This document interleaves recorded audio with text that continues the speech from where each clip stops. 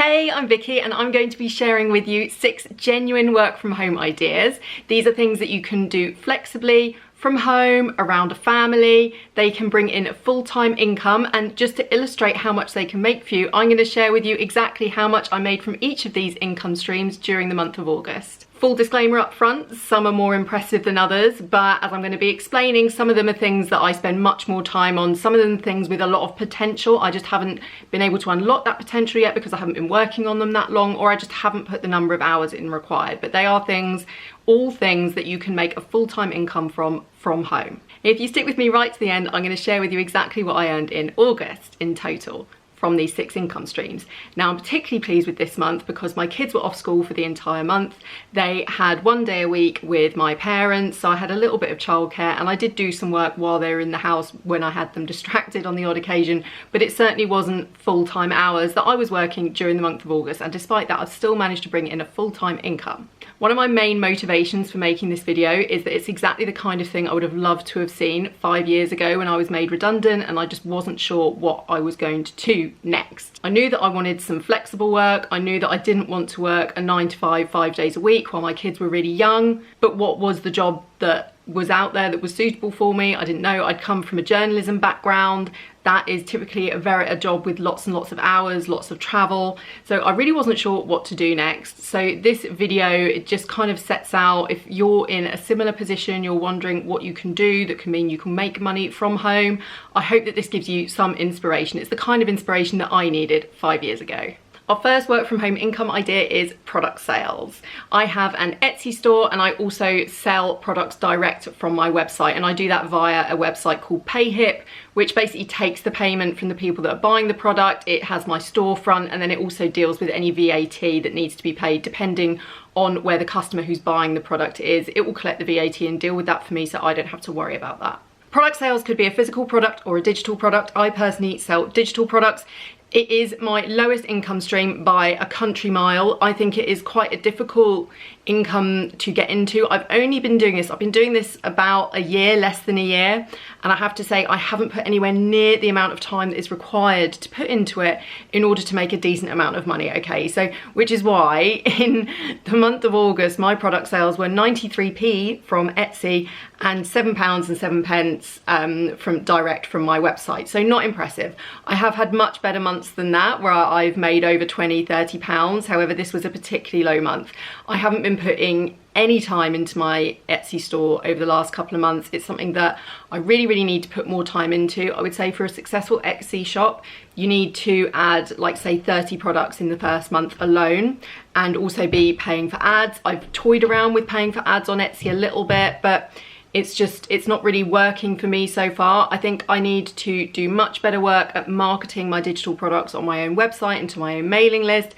For now, that's not an amazing income stream. However, I know of people that are pulling in over £10,000 a month from Etsy sales, from sales of their own products. So it's definitely one for me to work on. It's my newest income stream that I have, and so that's why that is so low. Things will get better as we go on, I absolutely promise. This is a low one, but it gets much better. The next income stream is YouTube, and I'm purely focused here on the ad revenue that you can make from YouTube. Now, YouTube does bring me in other money from like affiliate sales, but I've put affiliates all into one bundle, so we're going to talk about that next. But for now, for YouTube, I'm purely talking about ads. I'm not talking about affiliates or any product sales or anything like that. So my YouTube income for the month of August was £178.75, which isn't the best, but my view numbers aren't great. YouTube is one of those things that I haven't quite been able to crack, and I feel like the biggest issue that I have with YouTube is that I'm not focused on one particular thing. I'm doing make money from home, I'm doing a bit of parenting, I'm doing a bit of cleaning, I'm doing a bit of decluttering, and I feel like maybe if I had this channel just focus on one thing and then maybe started another channel to do like sort of cleaning and decluttering, maybe, I don't know, it would do a bit better. But because I'm quite scattergunned in my approach to YouTube, I'm finding it quite difficult to grow it, although some of my videos do extremely well. So this is something that I'm still sort of learning in. I did start my YouTube channel way back in 2018. It didn't get monetized, I think, until 2019. And then I took nearly all of last year off from YouTube because it was just taking up so much time. This year I've been making about 4 videos per month. In August, I think I only managed to make 2 or 3. So £178.75 for 4 videos a month. Actually, I'm reasonably pleased with that. I would much prefer if that was £500 a month. And fingers crossed, that's my goal. I'm hoping to build to that towards the end of the year. So here's hoping that that keeps on growing. If you want to start your own YouTube channel, I suggest really focusing on what your niche is going to be and pick a good, profitable niche that people are interested in, that is going to have people searching for the particular topics that you're talking about.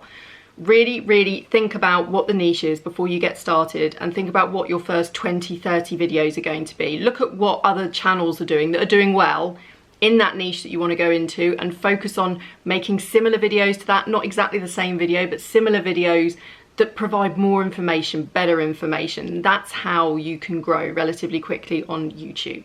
And of course, you don't have to start a channel that has your face. You can do a faceless YouTube channel. Plenty of people make a ton of money a month from faceless YouTube channels that literally just have slides with a voiceover on them, or even just text. My next income stream is affiliates. So affiliate marketing is where you promote products that are made by other people, other brands, and then you receive commission for any sales that you make. So you'll typically get your own unique link to share, say in your YouTube video description, or on social media, for example, or if you have a blog, in your blog posts.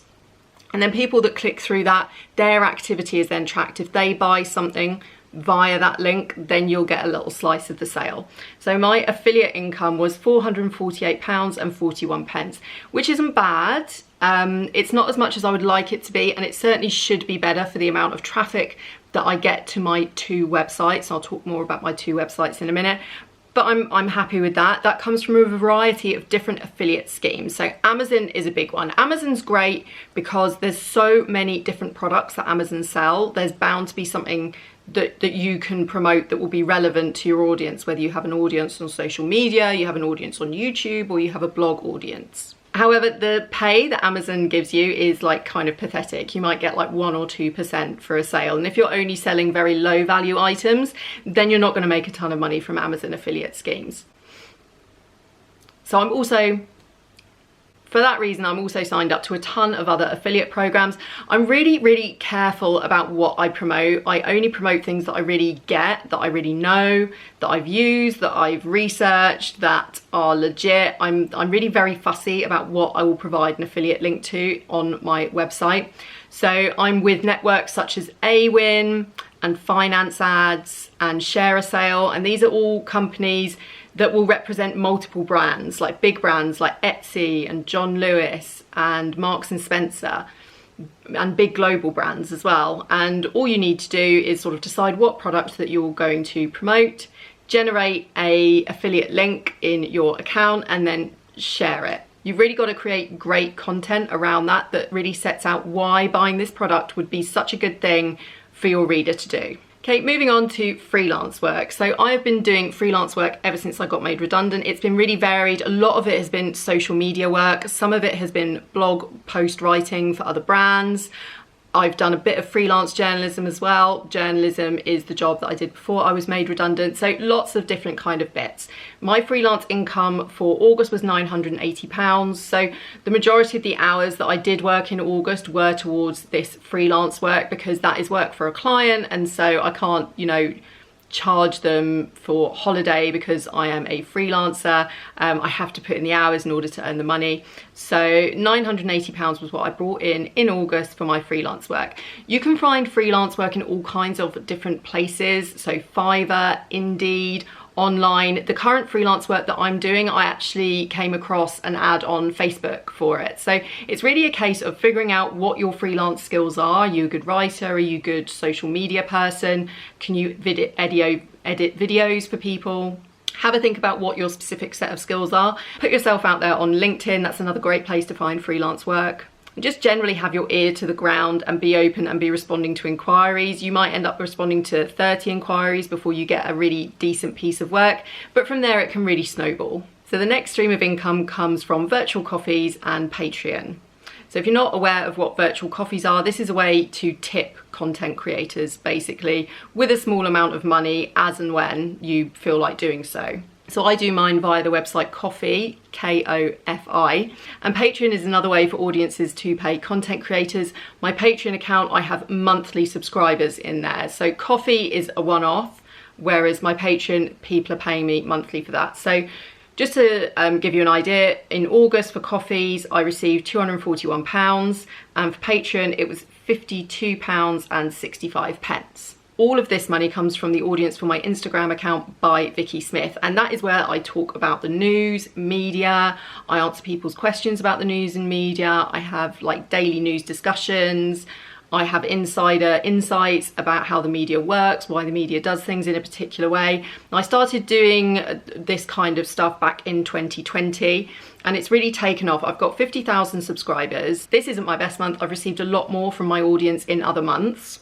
Obviously, I've got a very specific niche here on my Instagram, but there are lots of other people. If you take a look around at some of your favorite content creators creating, say, comedy content or informative content, scientific content, there's all kinds of different types of content creators who are receiving money from their audience just to thank them for the content that they create. So if you already have a following on social media, is there a way that you can add more value to what you're giving them? Or, you know, are you already adding a lot of value? Could you set up a Ko-fi account and just see if some of your audience might tip you with a virtual coffee to say thanks for your great content? And with Patreon as well, you can give them exclusive content. So you can do videos that you upload that only they can see, and you can write newsletters that they get for paying for the monthly fee to be a Patreon member. And on to the final income stream, which is blog advertising. So I have 2 websites on which I place informative content. Now, some people would call these blogs, some people would call them niche websites or niche websites. Whatever you want to call them, I aim to write informative content that gains traffic from Google, and in the case of my bigger website, from Pinterest as well as Google, although most of the traffic is coming from Google. So the idea is that I write content that people are specifically looking for in search engines. They land on my website, and then I have an agreement with a company called Mediavine, and they place adverts all over my website, and people who view them, I then get paid for based on the number of people that view them, as well as other things like where those people are from, how long they're on the site. You know, there's all sorts of other factors that come into it, but ultimately a lot of traffic equals a lot more money from ads. So when I say ads, I don't mean like sponsored content where a brand pays me to write about their brand. I literally just mean this is just purely based on eyeballs on my site. So for the month of August in advertising, I made £4,738.48. That's neither my best month from ad revenue or my worst month. So I would say that's around the middle these days. That's around normal for me at the moment. Obviously, that's by far my biggest bit of income, and so that's why the vast majority of my work energy goes into producing content for my 2 websites, one of which is a personal finance website and one of which is my parenting website, which is about pregnancy, babies, toddlers, general parenting ideas. The great thing about blogging for money is that I genuinely believe everyone has a blog in them. Everyone has a particular topic that they can talk about with some authority that will be of interest to an audience on the internet. I think the biggest downside is the amount of time that it takes to get it to a stage where it will make money. I started my website in 2017, my first website. It didn't start making me real money until 2019. I would say it's been the last 18 months, 2 years, that it's been bringing in that kind of money that I've just talked about, you know, really serious, proper full-time income. But the great thing about it is that now that I'm at this stage, it's at a point where it can be passive. So I don't like it when people call blogging passive income, because it requires constant maintenance and adding of extra income. You can't just create a blog, put 100 pieces of content on there, monetize it, and then sit back and it makes you money forevermore. You have to keep tinkering at it. Google likes to see a website that's regularly updated. If you stop updating, you'll drop down the rankings, you'll lose your traffic. So It's not passive, however, I did not work much on my sites at all in the month of August. I would say I managed maybe 1 to 2 hours a week, and I had 1 week where I had a full week off. I really didn't manage to do much work at all on those websites during that month of August. However, it still brought me in that amount of money. Now, this is money that I actually got paid in August. The ad income that I received in August was actually earned 3 months ago. However, just to be fully transparent, the money that I made from advertising in August is actually even more, and I'll receive that in November.